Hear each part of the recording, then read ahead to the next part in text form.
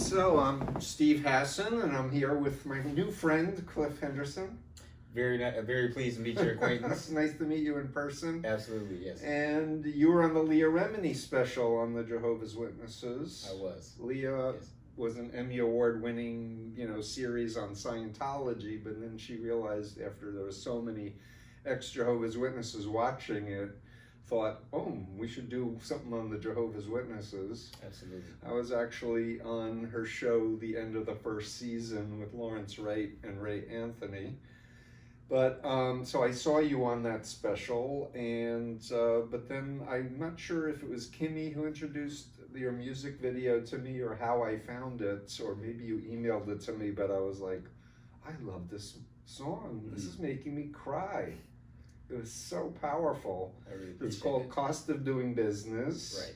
So when we found out that I was coming to the West Coast, it was like, let's try to get together. I said I'll do a blog and help promote it a little bit more and get more people buying it. Much appreciated. Maybe get an album together of other songs. That's what I would like to do. That's what I'm working on right now, actually. Great. So you're super talented. Tell your story. Like, tell us about, you were raised in the Jehovah's Witnesses? Yes, I was. So I was.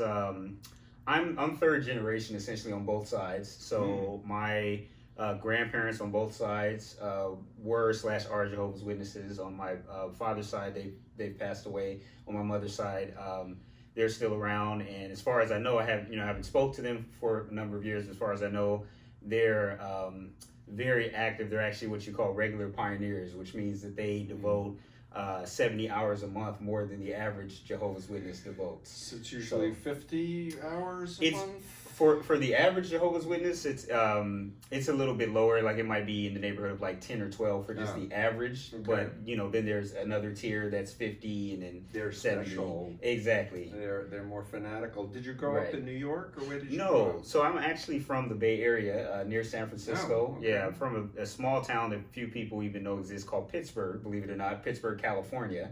About 60,000 people. To me. Yeah, it's very short. It's very small, rather. Pittsburgh with no H at the end, so it's a little bit different. But yeah, so I grew up there.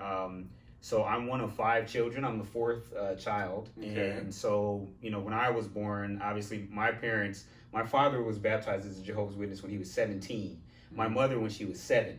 Which even for a Jehovah's Witness, that's on the young side. But I think it's immoral and unethical. I completely agree with minors who can't make an informed decision. Absolutely, yeah, I completely agree with that. So that's something I wouldn't say I was necessarily pressured into getting baptized specifically, but being in that religion was a non-negotiable type of thing. So it was just kind of the natural progression. I ended up getting baptized as a Jehovah's Witness when I was 9 years old. Oh, I was going to ask you how. So you're 9. Yeah. That's like child abuse. Absolutely, in my opinion. Absolutely, I agree. It's terrible. That's how I feel now. But I in your music video, you have a young actor playing you. Right. It's so well done. That's music video. And so anyway, you're gonna watch the video because we're gonna like embed it or do something in it. But so 9 years old, you're in a family that's ensconced in this group. Right. I before we turned on the video, I was telling you that when my book Combating first came out in 1988, I was contacted by Randall Waters, who was a Bethel elder in charge of the print press, and he read the book and he was like, great book, how come you didn't mention the Jehovah's Witnesses? And my reaction was, why should I mention them? Right. And he was like, I underlined the whole book. It was like you wrote about the Jehovah's Witnesses. I said, really? He said, really? And I said, teach me. He said, come out to LA and I'll get a group of ex-members together and we'll teach you. And I did, and they taught me. And then I started working with people who were raised in the Jehovah's Witnesses and helping people who had been divorced because somebody got recruited into the watchtower and they were cut off from their kids. Right. So they started hiring me to help them rescue their loved ones out of it. And then I just learned a ton over the decades about how horrible this authoritarian cult is. And I call it a cult. I don't call it a religion. And I agree with you. Actually, I'm curious about something. Sure. When you were introduced to that by that group, how long did it take you to realize, for your, cult radar, so to speak, to go off? Like, did it take them, like, how deep did they have to get into everything? Oh, we started with Lifton's 8 criteria. Okay. If you don't know, Robert J. Lifton, thought reform and the psychology of totalism, who studied Chinese communist brainwashing in the 50s, and he had 8 criteria. And I'll never forget, Randy put up each one, and people started giving examples. Example after example after example. Yeah. And it was like, whoa, this is all 8 in spades, Absolutely. So I was converted at that point. Yeah. But, but I really didn't know the nitty gritty. Like, it took me a while to realize that the Watchtower had their own version of the Bible that isn't respected by any theologians, any scholars. It's like totally wrong by any legitimate religious criteria. But they have people going door to door saying, you want to study the Bible. Right. So it starts with deception, which is a hallmark of a destructive cult, that people are not encouraged to have informed consent. Like, if they knock on the door and say, hey, we have the New World Translation, it's not accepted by any Christian or Jewish theologian. Right. Yeah. Our elders, the governing body, say that it's better, but there's no scholars who've ever translated to verify it. Right. Would you like to study? Who would do that? Yes. Like, go get out of here. Right, of course. Right? Yeah. So, but the more I started learning, and then I learned about the blood stuff and all the people who were dying for absolutely no reason. Right. I'm Jewish. I know about kosher laws that you're supposed to drain the blood of animals before you eat them. And when I heard about people dying because they couldn't get a blood transfusion because they're using our verses from the Torah totally wrong and out of context. Like, Jews say life is precious and you want to save lives at any measure. Sure. Like, period. It's it's unethical to allow someone to die when you can save their life with a medical procedure. Of course. Period. Yeah. So when I learned about people dying, then I learned about the shunning and the excommunication and the horrific trauma that causes. Right. And then we worked into the pedophilia cover-up. It's just like one thing after another after another. And it's like, and there are millions of people in this group, and the public is oblivious. Right. Oh, they're very nice people. I'm like, yeah, Moonies are really nice too, and so are Scientologists. They're really nice too. Absolutely. But they're in a mind control cult. So anyway, back to your story. 9 years of age, you're signing a commitment, you're doing a baptism. Exactly, yeah. So that's what I try to show in the music video. And it's interesting because obviously, as you know better than most, there are some of these groups that literally do have a contract that you sign when you become initiated into the group, right? But the interesting thing about Jehovah's Witnesses is they use a symbolism that is recognized by a lot of other people, but in my opinion, it means something different, right? So the baptism that you would normally associate with these other groups and religions, you say, okay, baptism. I know what baptism is, it's this and this, right? But with Jehovah's Witnesses, as you know well, it really means something else. It's like signing a contract, right? At whatever age you sign it. And even if you were to sign it, at a later age, the problem is the lack of informed consent, like you said, because you're presented with a certain amount of information. You're told that everything said against it is satanic and everything. And especially when you're someone like me who was born into it, which is a lot of ways, right now, that's probably the main thing responsible for any growth within the Jehovah's Witnesses is people that are born inside of it. Yeah. For people outside of the U.S. who don't have access to the internet to read what's really going on. Absolutely, yeah. At that age, you're very impressionable. And, I've had a conversation since with my parents at one point early on, and I basically tried to explain to them, it didn't matter what you guys believed in, I would have went along with it. It wasn't like I said, okay, there's Jehovah's Witnesses, and there's all these other options or all these other ways of believing, and I decided that this was the most logical to me. Right. You know? And I think that's a big part of, you know, the problem. And then when you get older and things, you start to experience the cognitive dissonance that I did over the years, and I just tried to push it down, and you try to push it down because, again, you signed a contract, so to speak. Right. So, before you knew what the fine Yeah, print if you was. didn't get baptized, then you wouldn't have all the hell and harsh threats. Exactly. Right? But if you Right. sign it, then you're toast. Exactly. Like forever. Right. But I also want to comment on another thing that I learned that's horrible about the Watchtower, which is corporal punishment of children, even of infants, where they're at the back of the Kingdom Hall, and if they're crying or making a noise, they're disciplined physically. Yeah. And I actually had breakfast this morning with a social worker named David Cooperson, who has a website called stoplegalchildabuse.com, and he wrote a book about all the research on how bad it is for children to do corporal punishment. Oh, wow. Like, it affects the brain, Right. it affects their development, it creates a relationship of fear to authority from early on, to be obedient or else you're going to get a whooping. Yeah.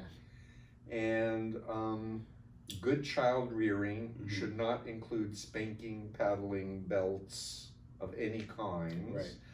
And good parenting is aimed at lovingly keeping the child safe, giving explanations that is developmentally appropriate, but with the goal of creating or helping the child to become what's known as an individuated adult, thinking for themselves. When you're in a mind control cult, they don't want you to think for yourself. They want you to be obedient forever. Absolutely. Right? So they want to keep you developmentally suppressed. Of course. Which is against human nature.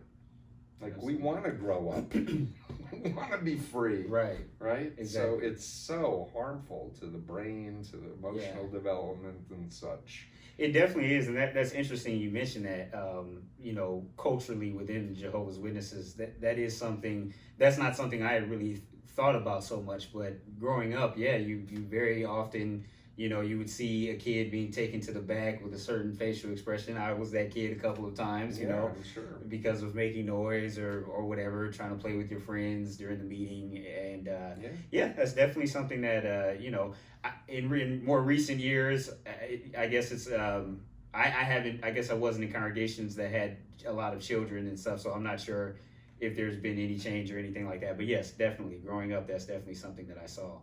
Yeah, it's really, really horrible. Yeah. So I also want you to talk about your T-shirt. Sure. What does it say? It says "Stop Shunning." So explain. And it kind of goes to the fact that you and so many others, normally before kind of finding out some of these things about Jehovah's Witnesses, you're not aware that any of these practices happen. You just, at most, you might say they're a little annoying, or they're pushy, or maybe they're a little, too fundamentalist, or whatever it is, right? But there's these practices, and See, for they're me, not fundamentalists. I'm going to interrupt you for Sure, a second, go ahead. but I keep hearing people talk about the Watchtower as fundamentalist. Right. And for me, fundamentalist is more Orthodox Christian theology. Okay. It's based on Jesus and the crucifixion on the cross and the virgin birth. I see. Like, theology of the Watchtower is not fundamentalist. Sure. It's Yeah. aberrant. I guess I was thinking this is Theology. what many people think. Right, but it's like saying their Bible is like any other Bible. Sure. It's not a fundamentalist church or Right. religion. In fact, churches are all evil.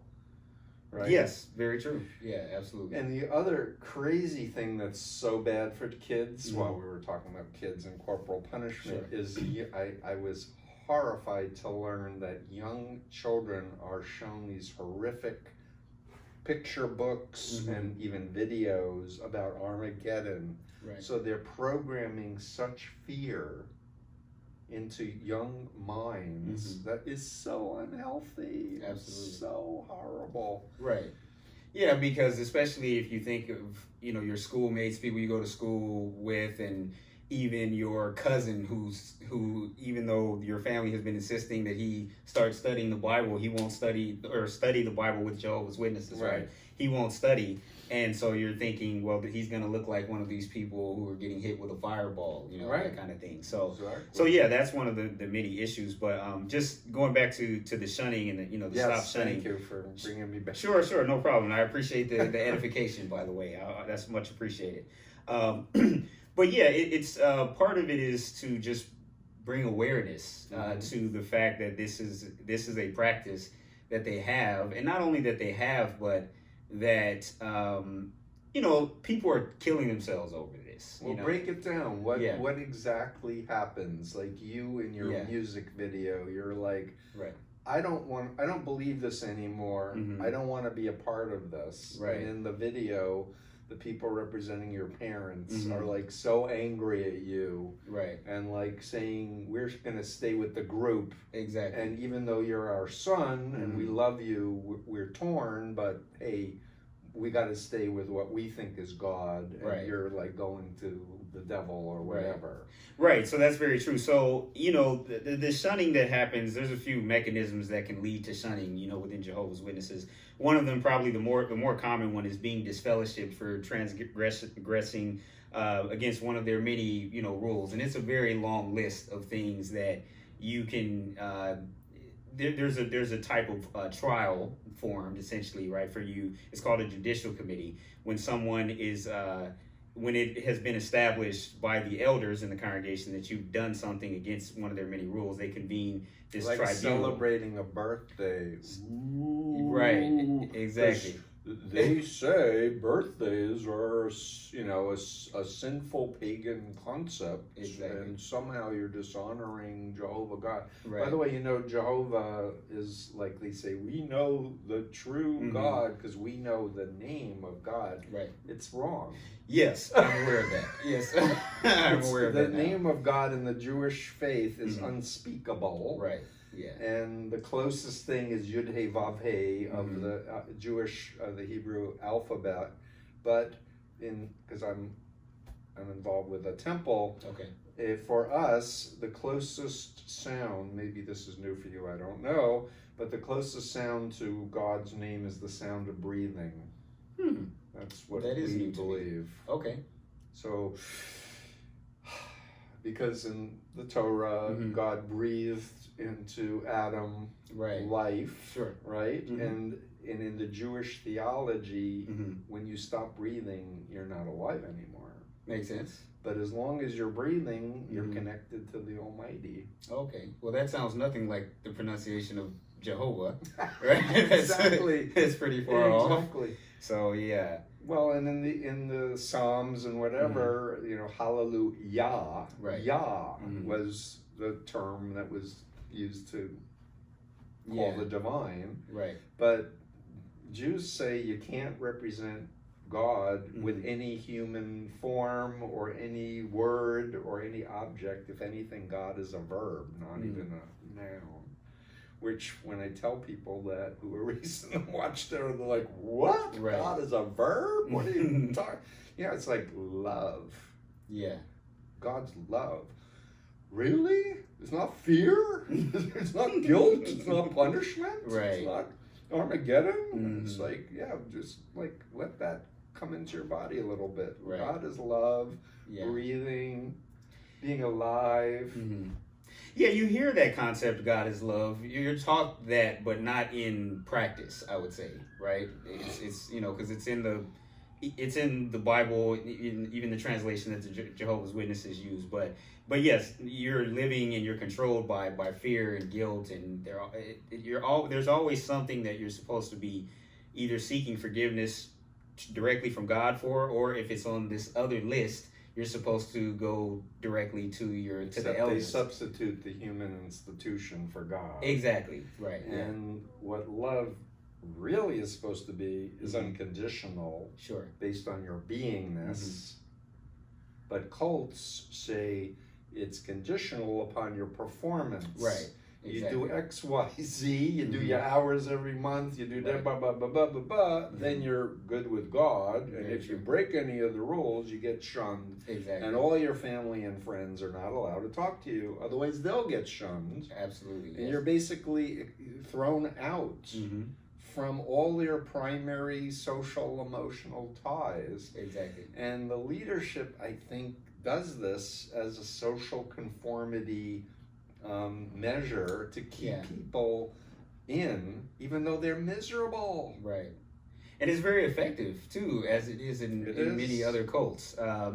That's a big part of the reason why many people, there's an expression within the ex-Jehovah's Witness community. It's called PMO, physically in, mentally out. Yeah, I wrote a blog about PMOs, actually.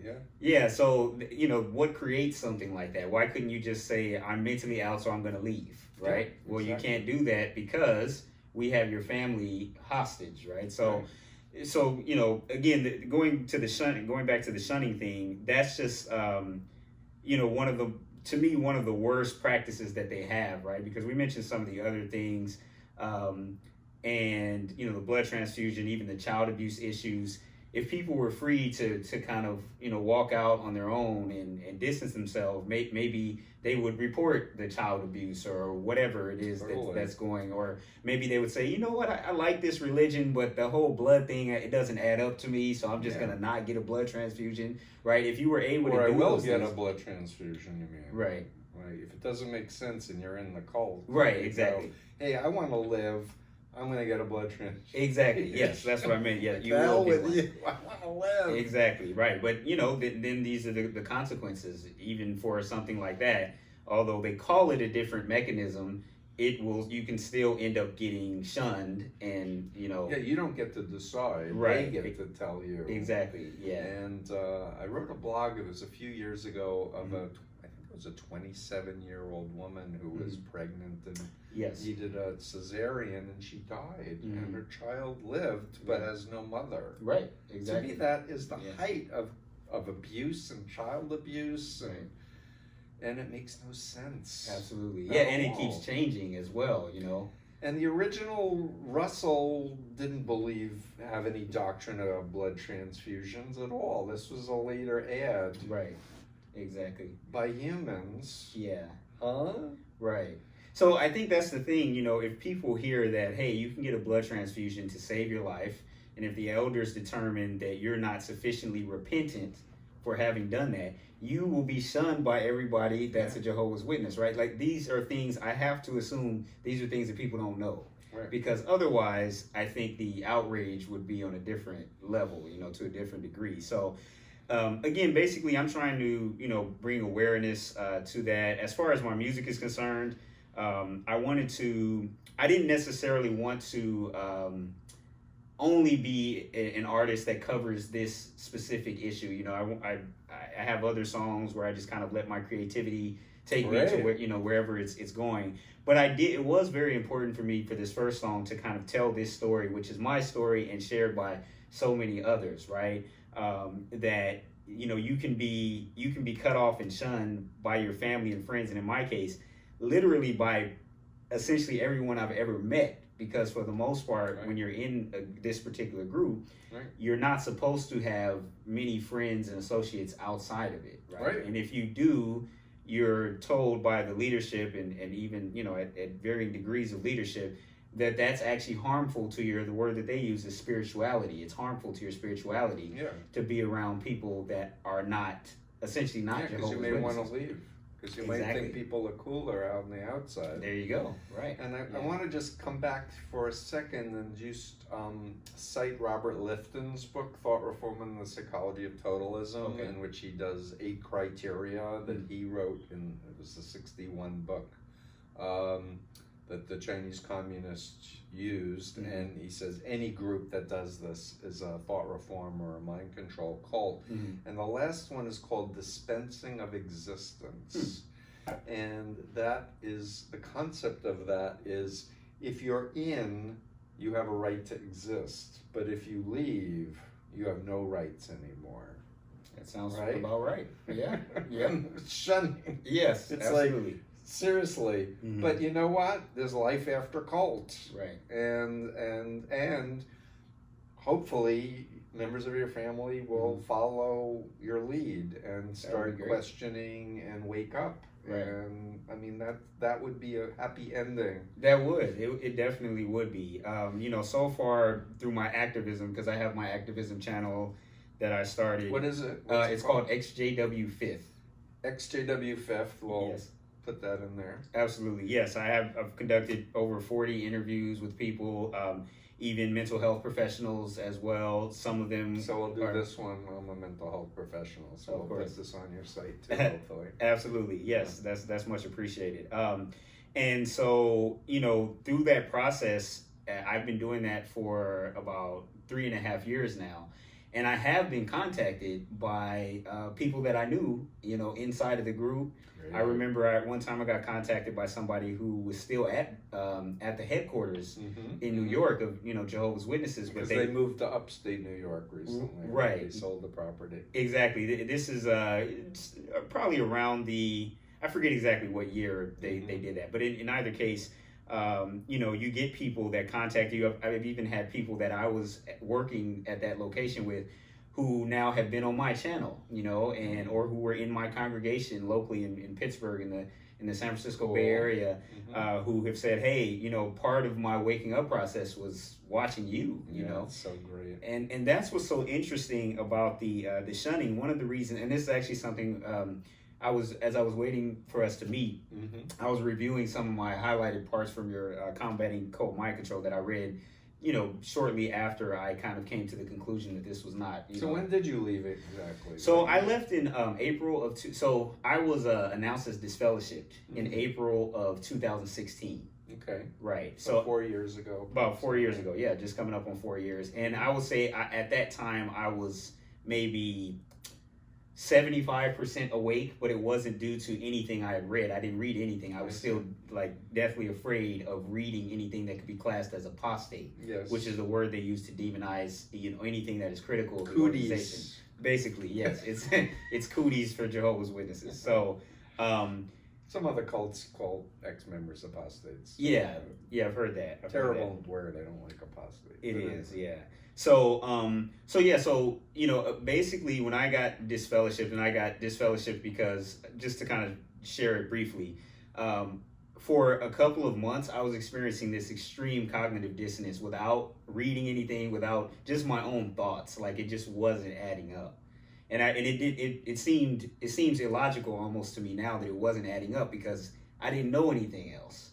But still, something inside of me was saying, you had an authentic self. Yeah, like something's off, man. Like this is not right. And this is the only thing I know. I don't know if this is not right, then I guess everything else is probably not right either. Maybe nothing's right, and then that's where you start getting the suicidal, and what's the point of continuing on with life? Were you feeling suicidal? I definitely had the thoughts. Yeah, which is crazy for me to even think. But I shouldn't say crazy. It's pretty. It's an authoritarian mind control cult. It's suffocating, absolutely constricting. Absolutely, yeah. And you if you go to public school, you get to see other kids. I remember talking with Jerry Minor, who we did an interview with, who was raised in the JWs, and he was into sports, and he wasn't allowed to be on the teams. And it was like, I want to be on the teams. Absolutely. That happened to me too. Jehovah God, no. And it's like, that's dissonance. Right. That looks like fun. I want to play basketball. Exactly. I want to play baseball. Come on. And it's interesting you say that. When I appeared on the Leah Remedy show, I alluded to all of the rules that you were brought up with as a child. And then even when you feel like you're doing your best following all of these, you inadvertently find out that there's another rule that you didn't even really know about, that you broke, right? So you just kind of, you learn to second guess yourself, right? Any inkling that you have is probably wrong. So like, as you were saying with the sports, right? So you're like, okay, so no holidays, no this, no that. All right, I'm doing good. I'm a good Jehovah's Witness child. Hey, mom and dad, there's a basketball team starting. I've been getting good at basketball, blah, blah. And then you're like, oh, that too? And you don't even necessarily react in that way that I did just now. It's just kind of like, oh, I didn't know that. Okay. So I guess I should just generally just err on the side of most things are not allowed and displease Jehovah, you know. Yeah. So another Lifton point of the Chinese is called demand for purity. Okay. And in a mind control system, they keep upping the bar. Yes. So you're constantly feeling like you're not good enough. Right. And it creates a relationship of shame and guilt. Absolutely. Because you should be better. Right. No matter how many hours you do, you could be doing more. Exactly. You could be bringing more people in. Right. You could be praying harder. Very or true. whatever. Yeah. So you're always not feeling good about yourself. Right. Like it doesn't allow self-esteem to develop where, you know what, I'm working hard, I'm a good guy, and life's good. Exactly. Can't do that in a mind control cult because you're always on an escalator to more pressure and higher standards. Exactly. That's another telltale sign you're in a mind control cult if they keep doing stuff like that. Yes, and that definitely fits the Jehovah's Witness model for sure.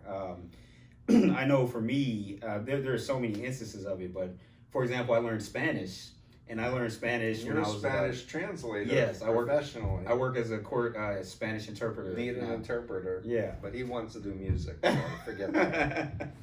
Yeah, I'm transitioning a little bit. I still every day I'm still in the courts, you know, but we'll see, you know, how the transition goes.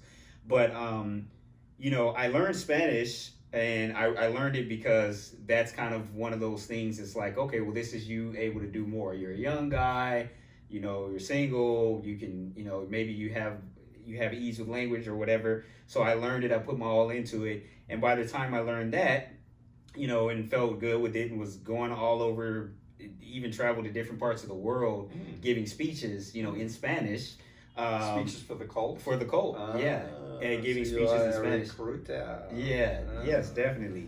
And you know, at a certain point, it's not enough, right? It's like, yeah, this is good that you did this, but what else can you be doing? So I'm like, well, the Portuguese speaking group of Jehovah's Witnesses needs even more help than the Spanish speaking group, right? So I learned Portuguese, right? Oh, you know how to speak Portuguese? I do speak Portuguese, yes. So Brazil has a lot of cults. Oh, is that right? Okay. Not just the Watchtower. I think I heard a lot of other Bible cults going on. I guess I heard about some of those. I mean, I've been to Brazil 3 times. Last time I was there, or every time that I've been there, I was in the cult still. So, you know, I wasn't really thinking in those like, what are the other cults here, you know? But yeah, there were definitely some other groups, but yeah, it's just kind of that thing where you always kind of feel like, you know, you're not doing enough, right? And then when I was in the Portuguese, I visited the Dominican Republic, and it's like, well, that's good, you're in a foreign language over there, but you know, you would really be showing sacrifice if you left everything behind and moved to a foreign land or whatever. So I actually started thinking about doing that. I was in the process, I was seriously considering moving to the Dominican Republic, right? Because when you feel, at least with me, you know, when I felt that emptiness and that like something's still off, right? I'm doing all of these things with languages and all of these things, and something is still off. Maybe it's because I'm living in comfort. Geographical cure. Exactly, right. Like maybe I need to be more self-sacrificing, have dirt floor, you know, have spiders, you know, big hairy spiders walking through my house or whatever. I'm so glad you're out of this cult. Man, it's wonderful. It's a wonderful thing. I miss my family. And as you were talking, I was thinking, you mentioned you went to see Amber Scora's TEDx talk. Shout out to Amber Scora. Yep, and We're Leaving the Witness is her book. And she was in China recruiting, except because of the authoritarian cult of China, she wasn't allowed to be public. Exactly, yes. So that actually helped her like loosen the bonds of how she was in the real world. And then she developed a podcast where she was teaching people about Chinese and the culture. And but it's so fascinating to me to hear different people's journeys to freedom. And especially I admire you, and you know, it's just, you know, it's great because most people who exit don't want to talk about it, don't tell anybody about it, they're even a little embarrassed about it or something. Versus, hey, I want to help. I want to shed a light on this. I want to free the people who are still entrapped inside. I want other people to understand it so they don't get sucked into it. Exactly. Yeah, you know, especially I think of it in terms. I was in I had the opportunity to go to Australia with another ex-Jehovah's Witness, Lloyd Evans. Who I know you know him very well. Yeah, he's in chapter 6 of the New Combating. Yeah, in fact, definitely him and Mark O'Donnell that you recently interviewed on your channel as well for a second time. Yes, Kimmy helps me with my website, absolutely, my social media. Yeah, they're constantly educating me more and more on what the latest is. And yeah, obviously I like helping. Absolutely, I learned things from them as well. Then I consider them all friends. Amber Scora as well. It was interesting when I was in Australia, and there was like a ex Jehovah's Witness like meetup that for a few of us that are activists, primarily for like Lloyd Evans and Paul Grundy, another very well known ex Jehovah's Witness activist. But I had one person come up to me. I had several people come up to me and kind of thank me for my channel and how it helped them and everything like that. And I remember, one person came up and basically said that you're a big part of the reason why my children won't have to grow up as Jehovah's Witnesses. And I think that's one of the ones that really... Doesn't it feel good? Oh, man. It all kinds of emotions, man, because, you remember what I went through as a child. Like, exactly. Just thinking in these very negative terms, and like, this person's gonna die. He's cool. Like, we play basketball together, but when it's all said and done, right, Jehovah's gonna kill him. Right. Right. So like, just knowing that I may have had a hand in helping somebody's childhood be free of that influence, totally, is that really makes it all worth it. I can relate.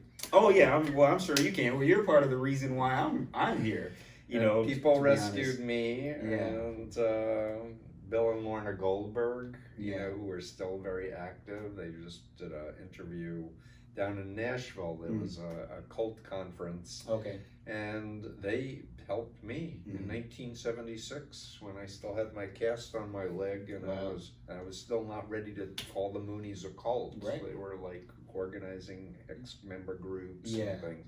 And they're still at it, helping people. Right. So I just kind of feel like, pass it on. That's the same way I feel. Pay it forward, right? Like, it's like and that's what I always tell people when they tell me that. I say, there's people that I watch, there's books that I read. Your book. I'm blanking on this other book that I put kind of right next to yours. Take Back Your Life.